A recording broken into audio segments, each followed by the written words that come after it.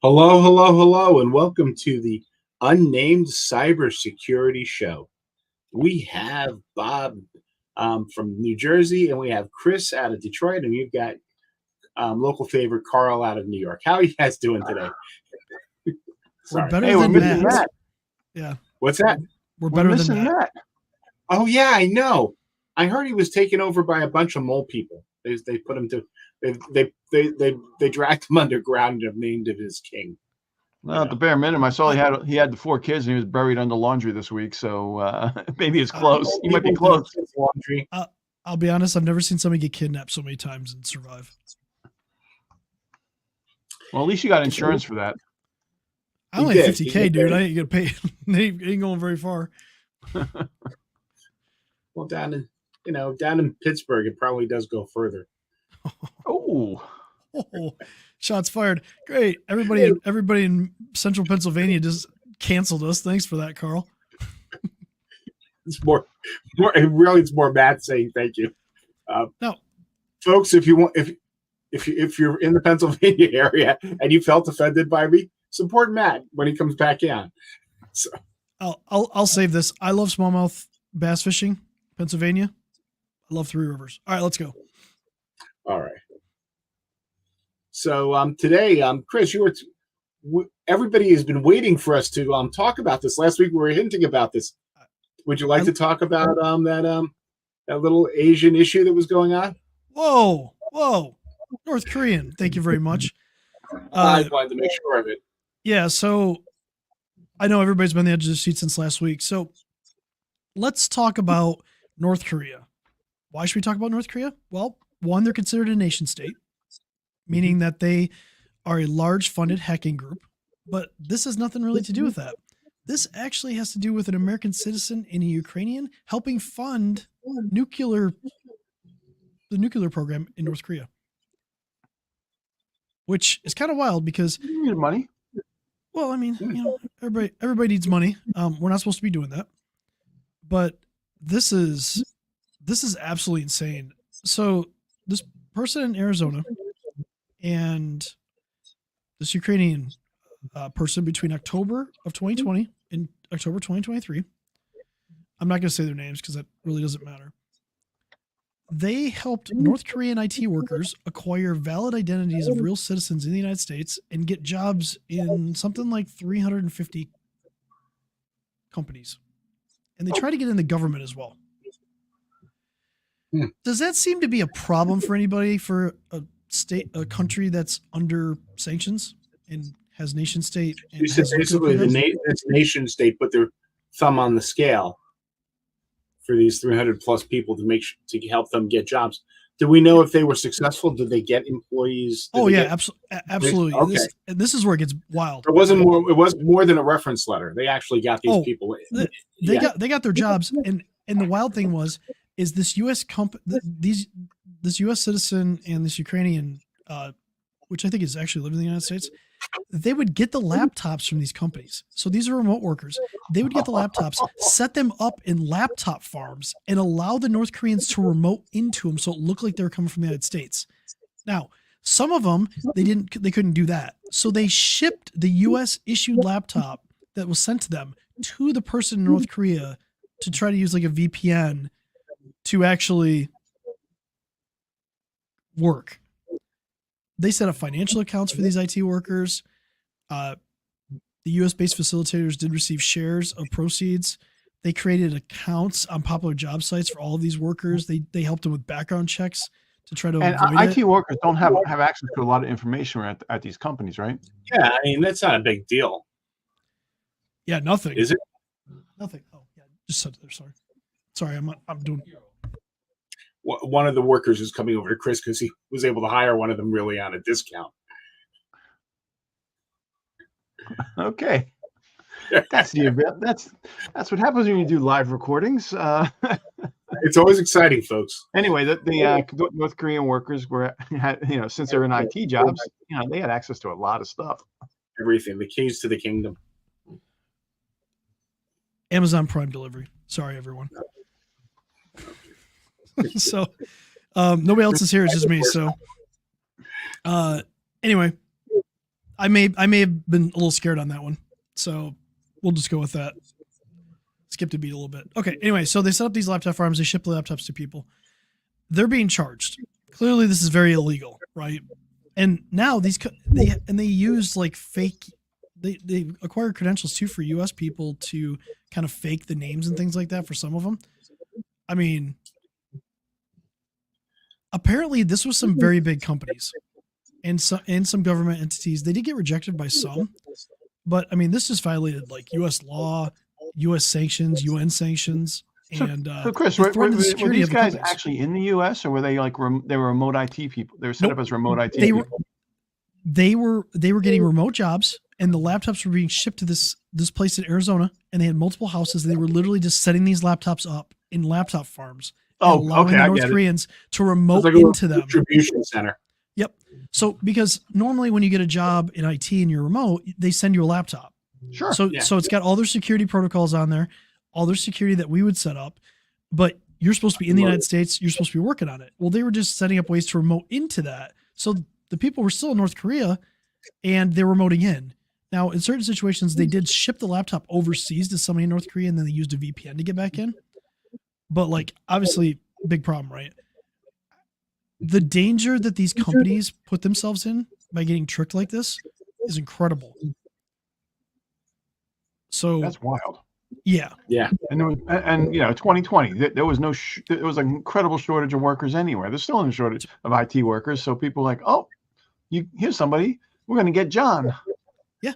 From 2020 to 2023. So, you know that 2020, 2021 hiring was a boom. 3 years. Like remote working. Yeah. 3 years.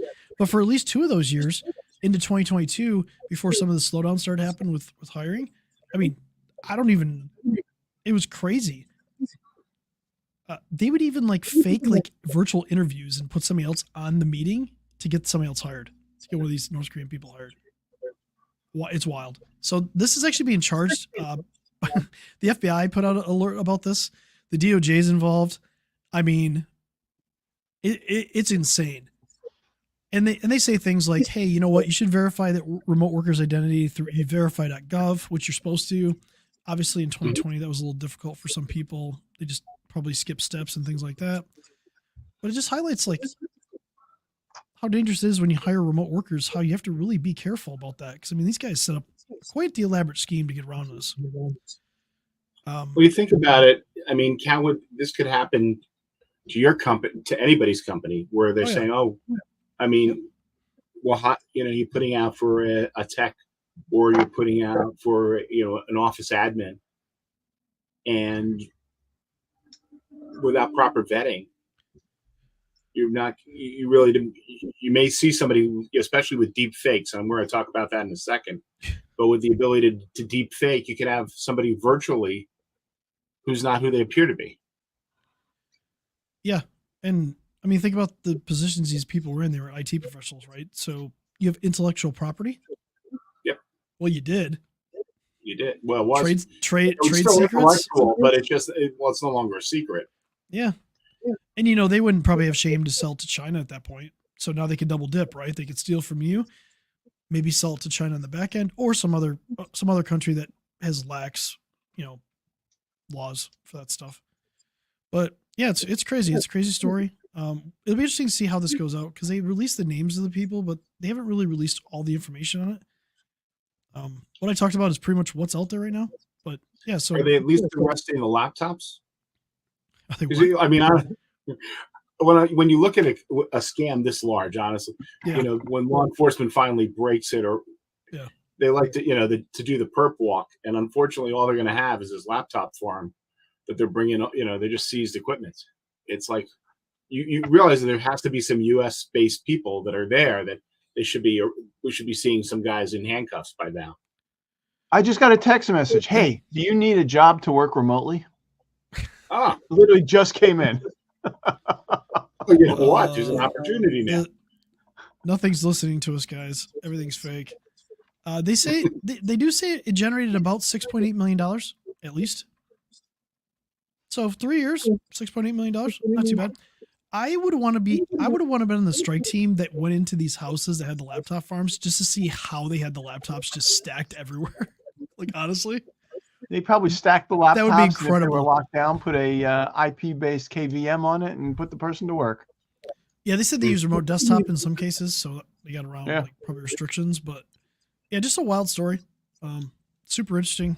Yeah, but dude, think about it. All these companies that had these foreign nationals in their systems. What else did they do? This could play out for years. Yeah, I mean, think about it. With them being a nation state, to Bob's point, who says they didn't put a back door into some of these larger companies? And they did not. They didn't name any of the Fortune 500 companies. They said that there were Fortune 500 companies involved in hiring these workers, which I mean that doesn't shock us. So speaking of backdoors for a minute, you were at the event last 2 weeks ago with me, and we were one of the speakers was talking about doing his risk assessment at it was an energy facility, I believe, and they were going through and assessing everything that was in there. And he's in the control room, and in the corner of the control room, there's this PC sitting on the floor plugged in, and said, "Oh, well, we don't touch that machine. We don't know what it does." So, it could, there could be all kinds of stuff like that laying around. There's a little machine sitting here, and it's just their access point.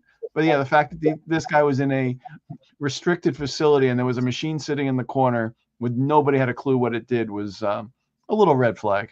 All I can think of is a movie right now where you see the big red button and it says "Don't push the big red button." The first thing you do is run over there and push the big red button. Damn right. So, yeah. All right.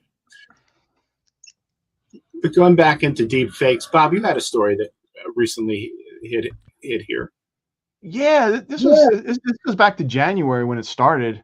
Apparently, there was a school principal down in Maryland, Pikesville, Maryland, that got suspended from his got not suspended, but got put on administrative leave because somebody released a deepfake video of him saying racist comments, and the parents and other people went to the school board, and this guy was suspended for several months.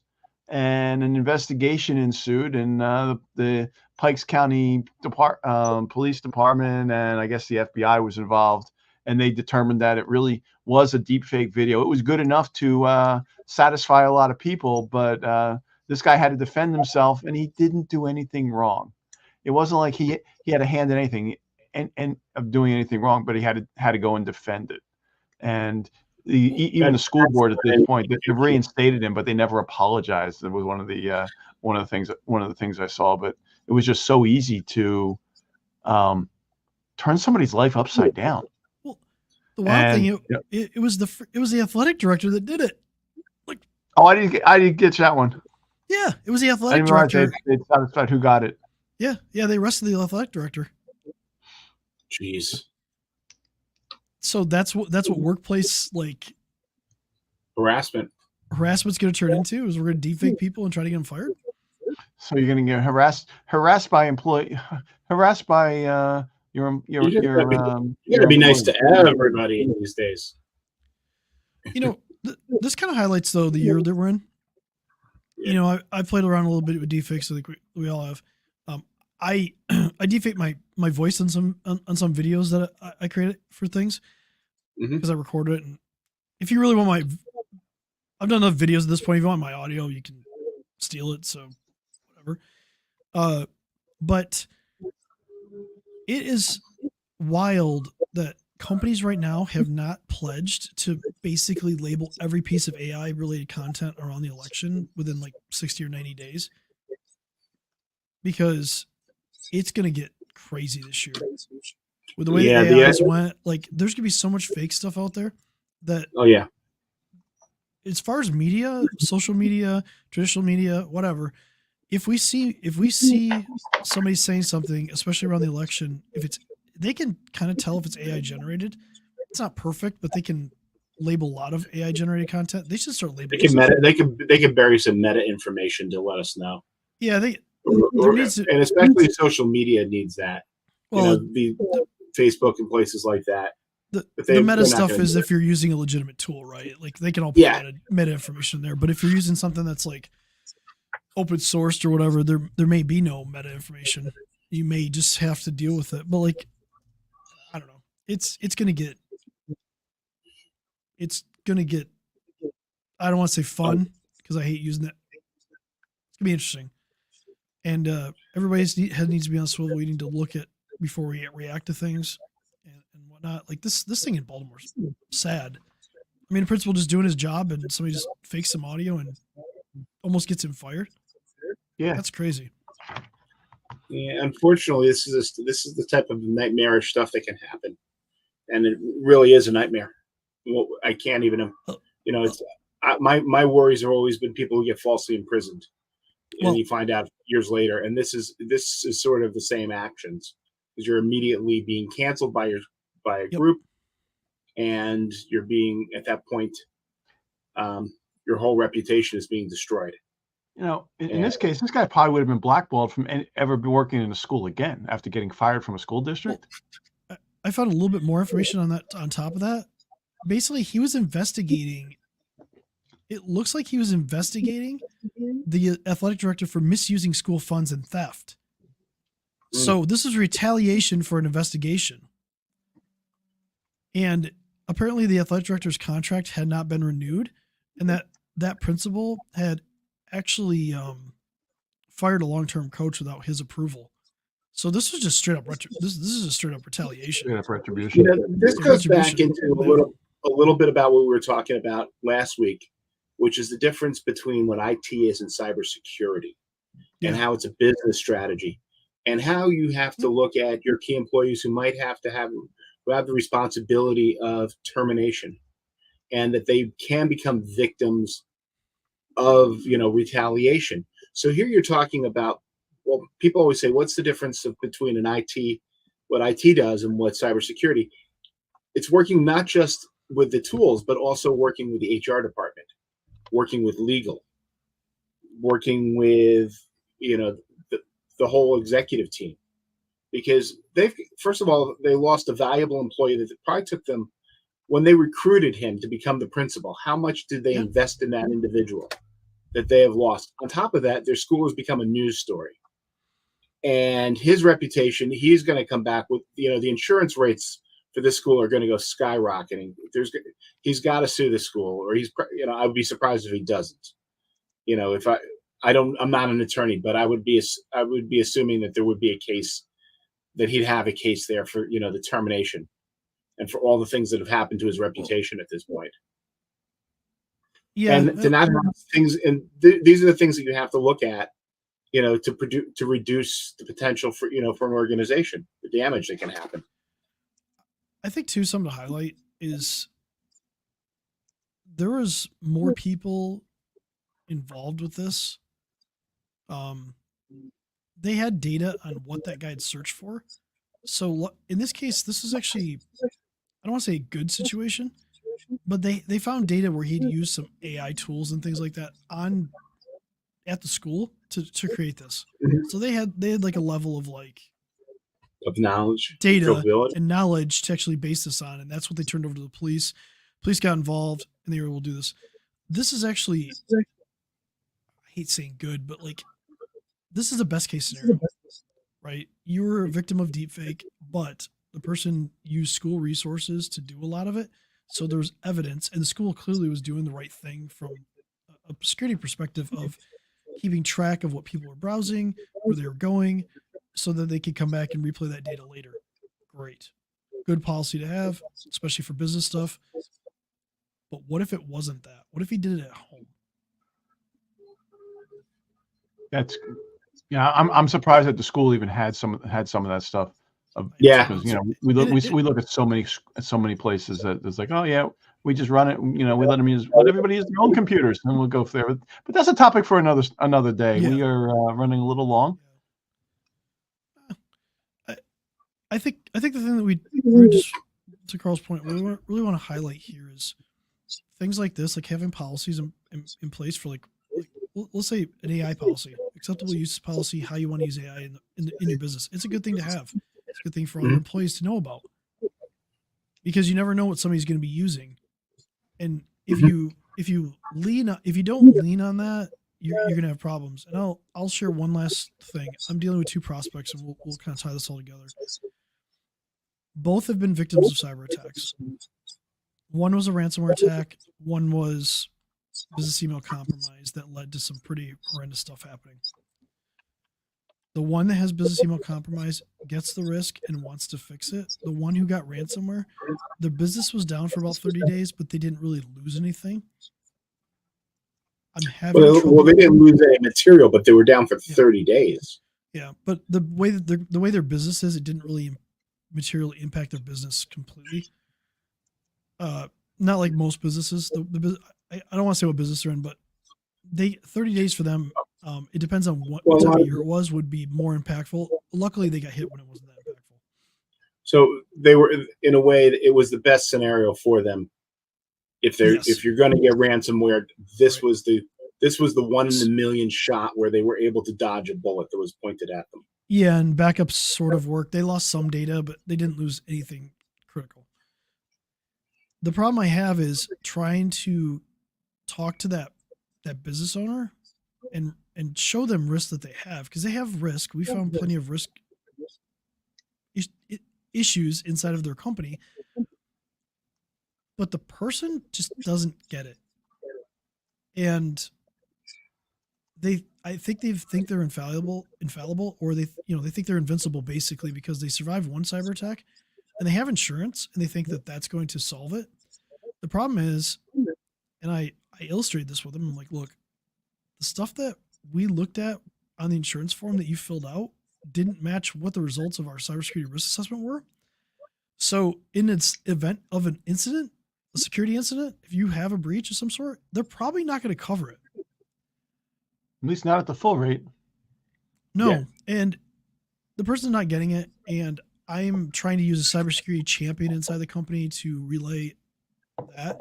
And part of it is the owner is just more sales driven and is not the person that is the operational implementer component of the business. So it's a tough one. It's a tough challenge that all of us have, I think. Oh, you guys have the same challenge? Every day. Yeah. Every day. People like I've worked with people that have had breaches in the past, and just trying to get policies together with them and implement them is an uphill battle. And it's not our company that's going to have the issue. It's your company. And a second time around, do you really want to report in all 50 states again? Yeah. I mean, this is one of the, I mean, I keep on coming back to numbers that are running in my head, which is 30 days. We know that after 10 days of not having access to your data, I mean, this just for the people listening, how lucky these people were. The national average is you lose your access to your data as a business for 10 or more days. 93% of those companies file for bankruptcy within a year. The other part of it is, I think it's in the high 60s, high 70%. Once you're breached, that's the second time of being breached again is somewhere between 60 to 70%, usually within 6 months. Because what happens is when you get breached, you get put on, the bad guys sell that data on the open, on these black markets, and everybody's like, oh, where'd you get that from? We got it from XYZ company. And so they're like, oh, well, they didn't, that's good. Maybe we'll go directly to the source. And so, unfortunately, that's what starts happening. Unfortunately, that's what I'm dealing with right now. So I'm trying to do the best I can to help their business, but sometimes we come across executives that just. Well, we can't help everyone, you know that. And damn it, I'm going to try. All we can do is educate them. We'll try. You can try. Going to help. If you turn around, fellow listeners, and Chris will be right behind you. Right. So I think the parting comment I have is, guys, that principal at the school board at the school was able to, they were able to figure out that it wasn't something that he did based on policies, procedures, and processes that school system had in place. If this happened to your company today, could you prove that? Do you have any documentation on what your employees are doing, where they've been? Because that's what ultimately saved this guy. Literally saved his life. Yeah, really. I mean, yeah, to that point, yeah. Let's end on this note. If you don't have a program in a security program in your company, how will you ever defend your company if you have an incident? That could be an When? insider steal. It could be an insider threat. It could be a piece of hardware failing that you lost a bunch of data. How is that defensible to your customers? How is that defensible to your employees? How is that defensible to maybe your insurance company?